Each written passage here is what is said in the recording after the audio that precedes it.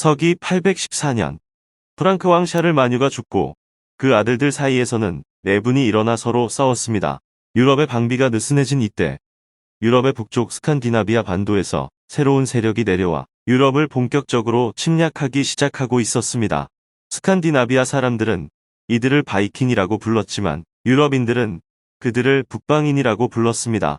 이들은 두 갈래로 나뉘어 침략을 했는데 노르웨이와 덴마크의 바이킹은 서유럽을 침략하고 스웨덴의 바이킹은 동쪽의 슬라브족을 침략합니다.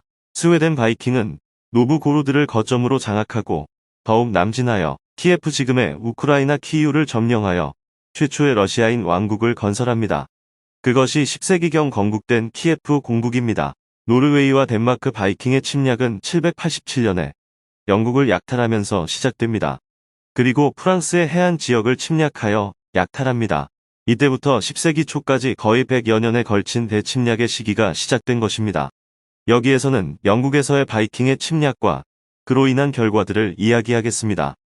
일단 이 이야기에는 알프레드 대왕이라는 위대한 왕이 등장합니다. 그는 영국 남부 웨섹스 지방의 왕으로서 바이킹의 침략에 맞서서 민병대를 편성하여 군대를 늘리고 각 지역에 요새를 지어서 바이킹의 침략을 막아내며 해군을 육성하여 바이킹의 해상 침략을 저지했습니다. 그렇게 함으로써 다른 유럽의 지역들에 비해서 영국의 섹슨족은 훨씬 가벼운 피해를 입을 수 있게 했습니다.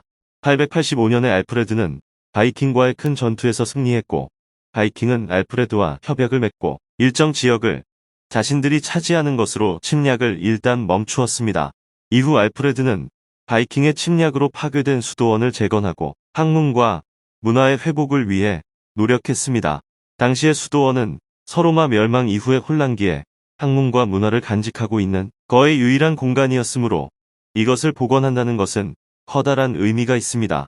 국민들에게 읽고 쓰는 것을 배우기를 장려하였고 왕 자신이 스스로 유럽의 학문적 언어인 라틴어를 알고 있었습니다.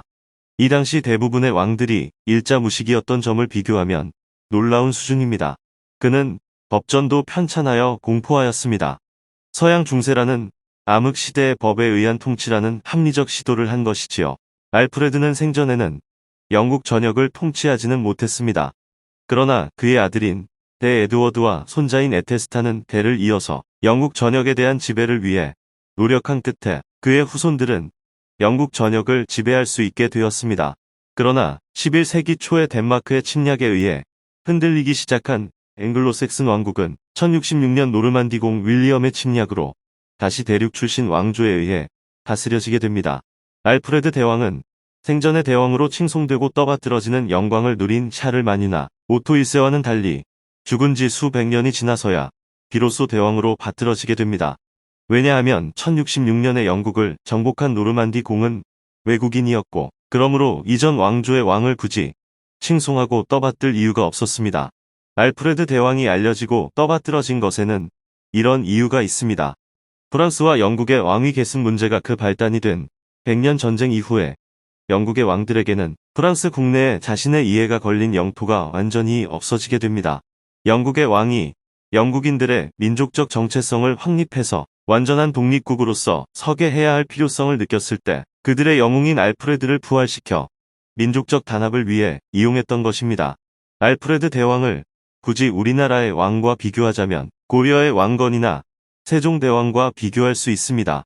남부의 웨섹스에서 출발하여 남부 7왕국을 모두 통합했고 그 북부의 덴마크인 점령지를 되찾았다는 것은 왕건과 비교할 수 있으며 학문의 부흥에 노력하였으며 국민들의 교육을 위해 노력한 점에서는 세종대왕과 비교될 수 있죠.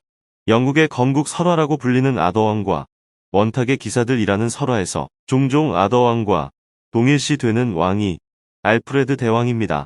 저에게는 미국의 채널 HBO에서 방영하여 큰 성공을 거둔 드라마 왕좌의 게임에서 펼쳐지는 지역적 배경이나 정치적 배경 등이 알프레드의 이야기에 근거한 것이라는 느낌도 있습니다. 특히 7왕국이라는 정치적 배경은 알프레드가 놓여있던 정치적 상황과 똑같습니다. 미국인이나 영국인들의 기억 속에 존재하는 알프레드라는 왕의 의미는 우리가 생각하는 것보다 훨씬 크다고 합니다. 미국인인 왕좌의 게임의 작가의 경우도 그렇겠지요. 도와주셔서 감사합니다.